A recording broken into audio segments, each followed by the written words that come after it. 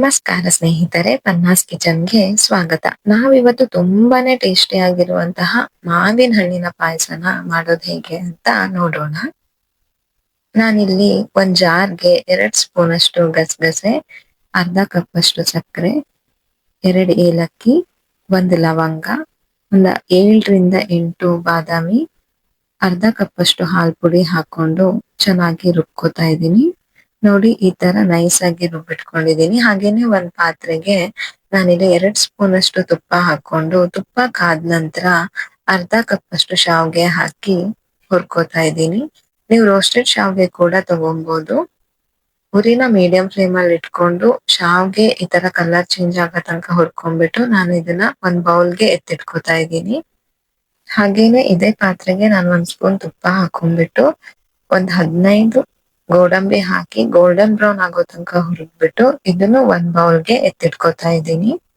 ಹಾಗೇನೆ ಒಂದ್ 2 ಸ್ಪೂನ್ ಅಷ್ಟು ಒಣ ದ್ರಾಕ್ಷಿ ಹಾಕಿ ಹುರಿದ್ಬಿಟ್ಟು ಈ ತರ ದ್ರಾಕ್ಷಿ ಎಲ್ಲ ದಪ್ಪ ಆದ್ಮೇಲೆ ಇದನ್ನು ಒಂದ್ ಬೌಲ್ಗೆ ಎತ್ತಿಟ್ಕೋತಾ ಇದ್ದೀನಿ. ಹಾಗೇನೆ ಚಿಕ್ಕದಾಗಿ ಕಟ್ ಮಾಡ್ಕೊಂಡಿರೋ ಬಾದಾಮಿನ ಹಾಕಿ ಸ್ವಲ್ಪ ಫ್ರೈ ಮಾಡ್ಬಿಟ್ಟು ಅರ್ಧ ಲೀಟ್ರು ಹಾಲ್ನ ನಾನು ಇದಕ್ಕೆ ಹಾಕೋತಾ ಇದ್ದೀನಿ. ಹಾಗೇನೆ ಹುರಿದಿರೋ ಡ್ರೈ ಫ್ರೂಟ್ಸ್, ರೆಡಿ ಮಾಡಿ ಇಟ್ಕೊಂಡಿರೋ ಪೌಡರ್ನ ಹಾಕಿ ಚೆನ್ನಾಗಿ ಮಿಕ್ಸ್ ಮಾಡ್ಕೊಂತಾ ಇದ್ದೀನಿ.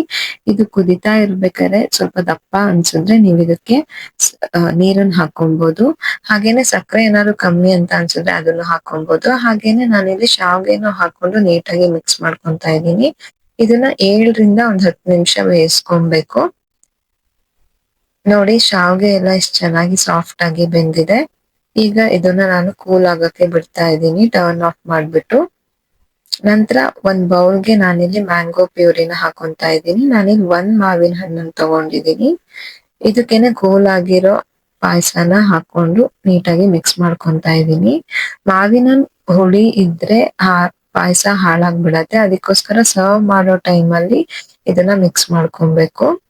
ಹಾಗೇನೆ ಸ್ವೀಟ್ ಆಗಿರೋ ಮಾವಿನ ಹಣ್ಣನ್ನೇ ತಗೊಳ್ಳಿ. ನೋಡಿ ಪಾಯಸ ಎಷ್ಟು ಚೆನ್ನಾಗಿ ಬಂದಿದೆ. ಮಾವಿನ ಹಣ್ಣು ಬೇಕಾದ್ರೆ ಜಾಸ್ತಿ ಬೇಕು ಅನ್ಸಿದ್ರೆ ನೀವು ಜಾಸ್ತಿ ತಗೋಬಹುದು. ನೀವು ಮನೇಲಿ ಒಂದ್ಸಲ ಟ್ರೈ ಮಾಡಿ ಹೇಗ್ ಬಂತು ಅಂತ ನನಗೆ ತಿಳಿಸಿ.